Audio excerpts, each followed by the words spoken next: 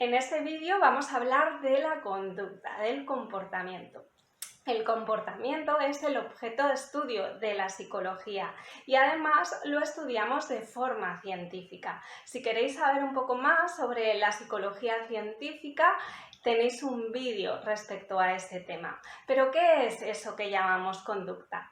Pues bien, la conducta es un fenómeno interactivo. La conducta no se da en el vacío, sino que nos comportamos en un contexto. La conducta surge por algo o surge para algo, bien porque un estímulo detona la conducta de forma automática o bien porque ese comportamiento nos va a reportar unas determinadas consecuencias y por eso lo realizamos.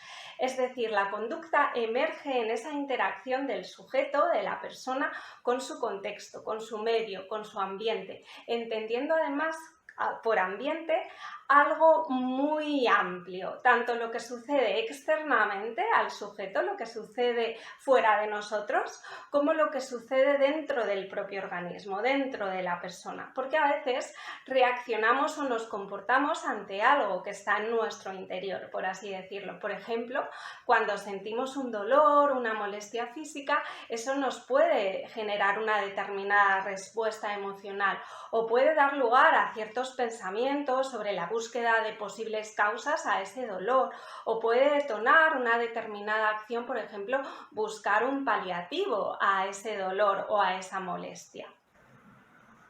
La conducta es además un fenómeno amplio, engloba todo lo que la persona hace, dice, piensa, cómo reacciona, cómo nos emocionamos, cómo analizamos, pensamos, recordamos, memorizamos.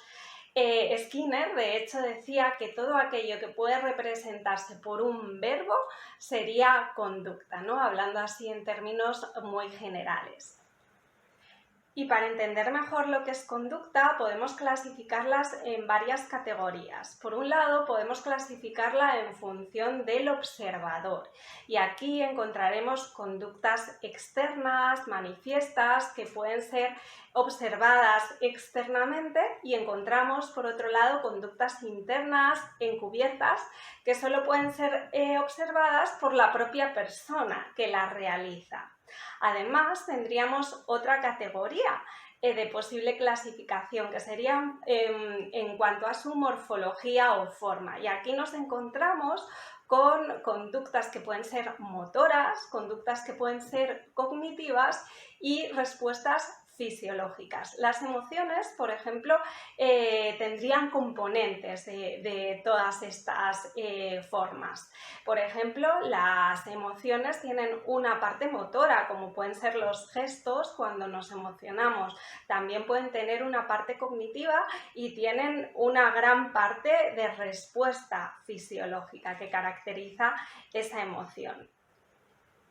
Sin embargo, es importante entender que todas estas clasificaciones son artificiales, nos ayudan a desgranar un poco más qué es la conducta, pero lo realmente importante y la idea con la que quiero que os quedéis es que toda conducta responde a unos mismos principios de aprendizaje, se explica de la misma manera, se explica en base a las mismas leyes científicas, por así decirlo, es decir, toda conducta, con independencia de que sea motora, encubierta, observable, interna, responde a los mismos principios y tiene el mismo estatus. Y esto es muy potente para los psicólogos porque quiere decir que todo tipo de conducta, con independencia de si la observamos, si solo nos la puede contar la persona que la experimenta, puede ser explicada por esos principios de aprendizaje que han sido demostrados científicamente.